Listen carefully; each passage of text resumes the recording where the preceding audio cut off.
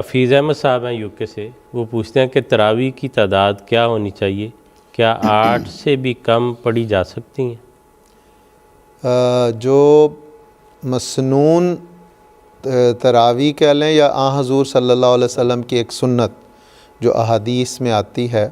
اور حضرت مسیح موعود علیہ الصلوۃ والسلام نے بھی اس کا ذکر فرمایا ہے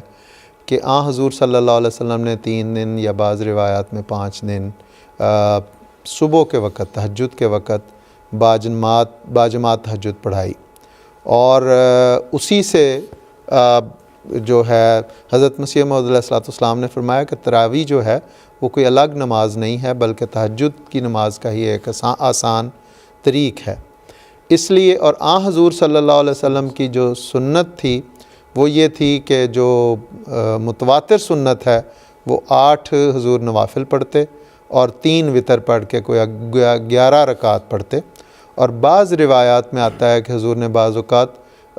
2 بعد میں نوافل بھی ادا کیے، تو گویا 11 یا 13، جو جیسے میں نے کہا کہ حضور کی سنت متواترہ جو ہے وہ 11 رکعت کی ہے اور بعض میں 13 بھی ہے، تو اس لیے اسی سے تراویح جو ہے وہ اخذ کی گئی۔ حضرت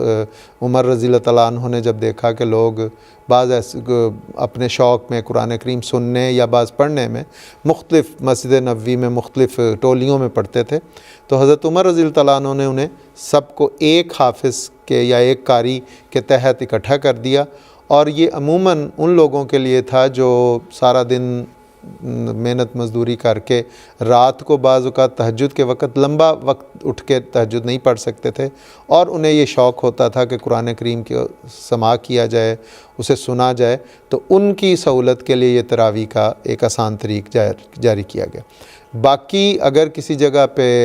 نظام کے تحت تراویح کا انتظام ہوتا ہے تو وہاں پہ 8 رکعت ہی پڑھی جانی چاہیے، اور اس کے بعد 3 وتر، اس سے کم نہیں ہونی چاہیے۔ لیکن اگر کوئی اپنے طور پہ پڑھتا ہے تو وہ جتنی اس کو سہولت ہے، اگر وہ قیام اللیل کے طور پہ عشاء کے بعد بھی نوافل پڑھنا چاہتا ہے تو وہ پڑھ سکتا ہے، وہ 2 4 جتنے پڑھ لے، اور اگر وہ تہجد کے وقت نوافل پڑھنا چاہتا ہے تو جس طرح میں نے عرض کی کہ حضور صلی اللہ علیہ وسلم کی تو 8 ہی رکعت کی تھی، وہ 2 4 6 جتنے اس کو سہولت ہے، جتنا وقت ہے وہ پڑھ سکتا ہے۔ تو اس میں اور آخری بات یہ کہ یہ نوافل ہیں، یہ نفلی نماز ہے، جتنی کوئی پڑھے گا اتنا اس کو اس کا ثواب مل جائے گا، لیکن اگر وہ کم پڑھتا ہے تو کوئی اس کا گناہ نہیں ہے۔ ہاں اگر نظام کے تحت کسی جگہ، جس طرح مثلا ہمارے یہاں پہ مسجدوں میں حفاظ مقرر کیے جاتے ہیں، تو وہاں پہ ہم پھر حضرت عمر رضی اللہ تعالیٰ عنہ کی جاری فرمودہ جو سنت ہے اسی کو، کیونکہ حضور صلی اللہ علیہ وسلم فرمایا علیکم بسنتی وسنت الخلفاء الراشدین المہدیین، کہ بعض لوگ اسے کہہ دیتے ہیں کہ جی یہ نعوذ باللہ بدعت عمری ہے، یا بعض اسے سنت عمری کا، لیکن نہیں، حضور صلی اللہ علیہ وسلم فرما گئے کہ میری سنت پر عمل کرنا اور میرے جو راشد خلفاء ہیں اور مہدی ہیں، ان کو ہدایت یافتہ، ان کی سنت پر عمل کرنا تمہارا فرض ہے۔ تو یہ ہم اگر ہم کریں گے تو پھر 8 ہی پڑھیں گے اس وقت۔ جزاک اللہ خان صاحب، ایک حوالہ میرے سامنے اس وقت آیا ہے، وہ بھی میں پڑھتا ہوں، یقیناً ہم سب کے لیے فائدے کا باعث ہوگا۔ حضرت ڈاکٹر میر محمد اسماعیل صاحب رضی اللہ تعالیٰ عنہ فرماتے ہیں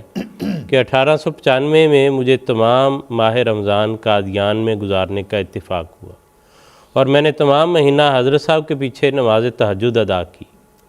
آپ کی یہ عادت تھی کہ وتر اول شب میں پڑھ لیتے تھے، اور نماز تہجد 8 رکعت 2 رکعت کر کے آخر شب میں ادا فرماتے تھے، جس میں آپ ہمیشہ پہلی رکعت میں آیت الکرسی تلاوت فرماتے تھے اور دوسری رکعت میں سورۃ اخلاص کی قرات فرماتے تھے، اور رکوع اور سجود میں یا حیو یا قیوم برحمتک استغیث اکثر پڑھتے تھے، اور ایسی آواز سے پڑھتے تھے کہ آپ کی آواز میں سن سکتا تھا۔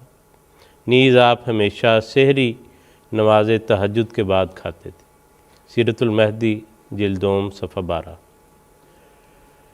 تو امید ہے ہمارے جو دوست ہیں ان کو اپنے مطلوبہ سوال کا جو ہے وہ جواب مل گیا ہوگا۔